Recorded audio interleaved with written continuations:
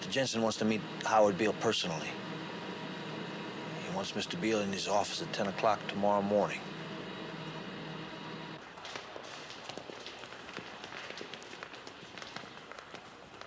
The final revelation is at hand. I have seen the shattering fulgurations of ultimate clarity. The light is impending. I bear witness to the light.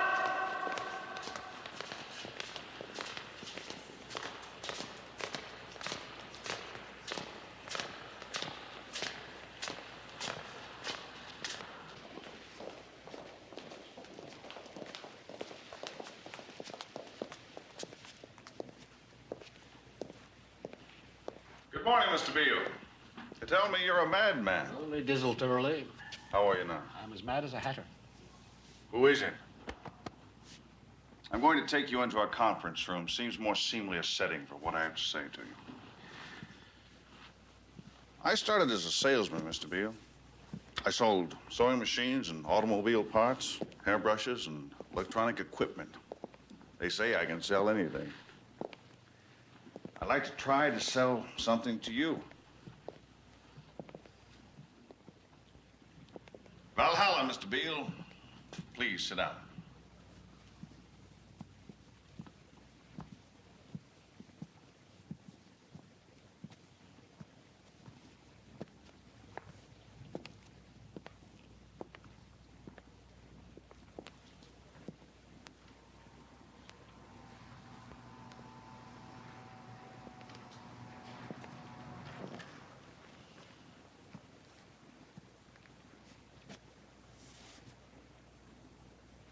You have meddled with the primal forces of nature, Mr. Beale, and I won't have it.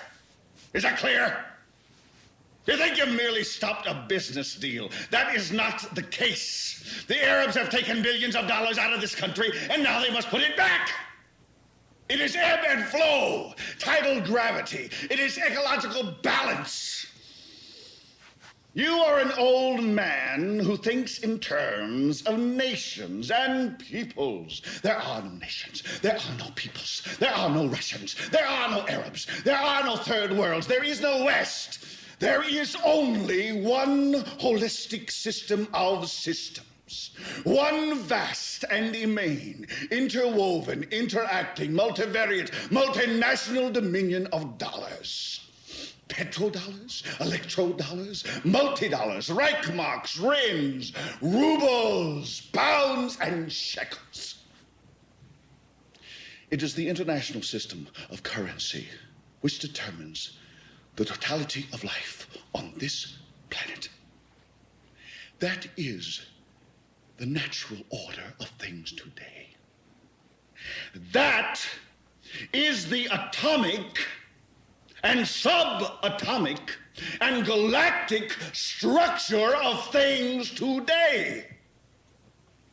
And you have meddled with the primal forces of nature.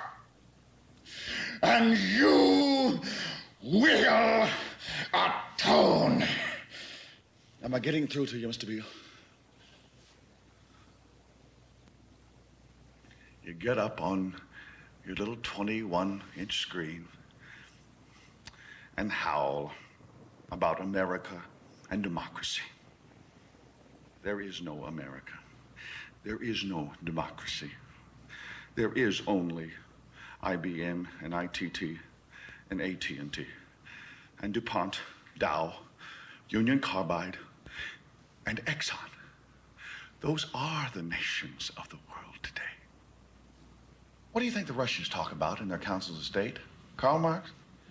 They get out their linear programming charts, statistical decision theories, Minimax solutions, and compute the price-cost probabilities of their transactions and investments, just like we do. We no longer live in a world of nations and ideologies, Mr. Beale. The world is a college of corporations, inexorably determined by the immutable bylaws of business. The world is a business, Mr. Beale. It has been since man crawled out of the slime. And our children will live, Mr. Beale, to see that perfect world in which there's no war or famine, oppression or brutality. One vast and ecumenical holding company for whom all men will work to serve a common profit, in which all men will hold a share of stock, all necessities provided, all anxieties tranquilized, all boredom amused.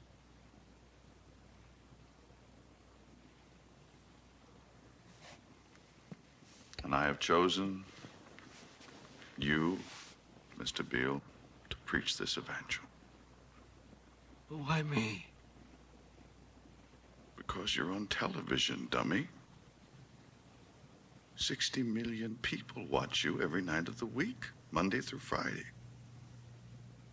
I have seen the face of God. You just might be right, Mr. Beale.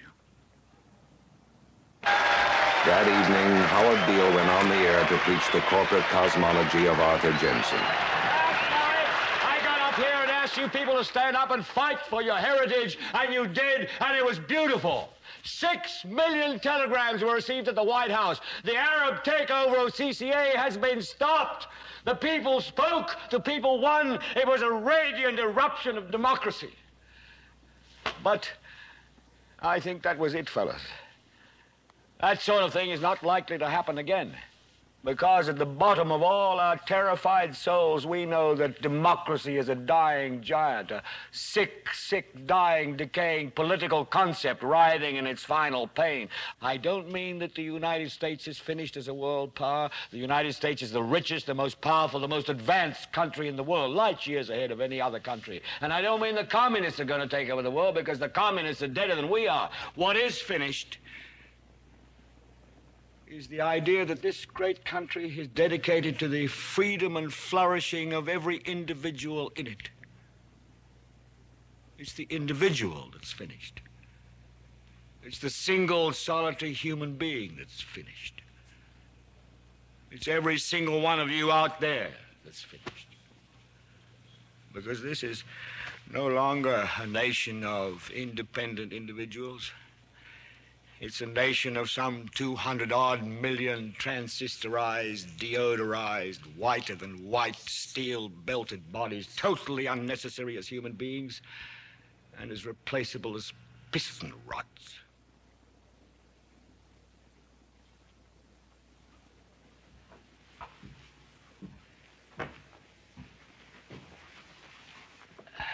Well, the time has come to say, is dehumanization such a bad word?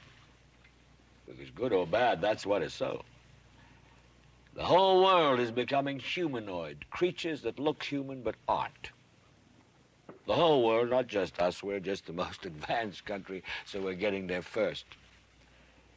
The whole world's people are becoming mass-produced, programmed, numbered, insensate things. It was a perfectly admissible argument that Howard Beale advanced in the days that followed. It was, however, also a very depressing one. Nobody particularly cared to hear his life was utterly valueless.